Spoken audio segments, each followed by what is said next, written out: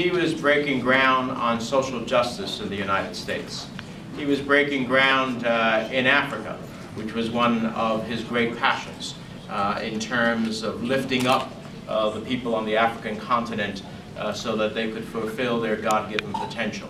And he was a tireless advocate for both people at home in Newark and throughout his congressional district, and people in Africa and across the globe. One of my jobs is to recruit members on the Democratic side to do the one-minute speeches in the morning. And whenever I would ask Don to do it, he would always do it. And for several weeks, even a month after he had passed away, I was still going over to where he would sit, and I would be looking for him, and then suddenly I would realize, or somebody would even tell me, well, you know, he's not here, you can't ask him to do 1 minute again. He never, like some members, you know, will travel and they won't, and somehow they'll lose touch with the district. But it was never true with Don, because whatever he did abroad always somehow came back to the district and related to the people that he represented. And I remember one time when, you know, he had that annual event at the Newark Club, and I went to it, and he started talking about Africa in one of his visits, and I started talking to some of his constituents who were in the room about it, and it made me realize that in their mind, there was really no distinction between what he did in Newark and in his district and what he did in Africa. They saw it as part of the same thing, which is caring about people who are poor, who are in need, who have all kinds of concerns that are not being met. He wore this brown hat, and they didn't put it on straight and peak it or anything like that. He wore it as my father wore it.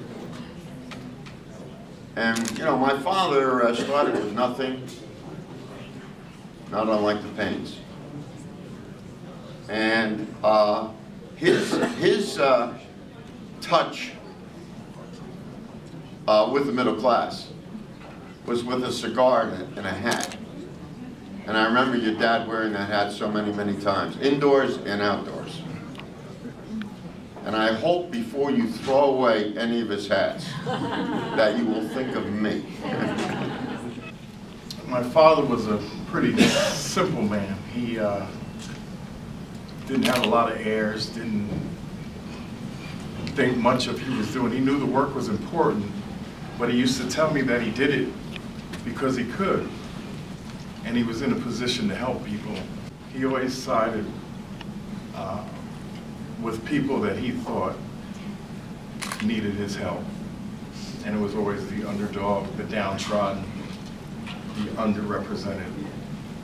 You know, even in passing, he's still giving to us because people have reached out from all over the world to let us know how much he meant to them. And the president of South Sudan sent me a letter.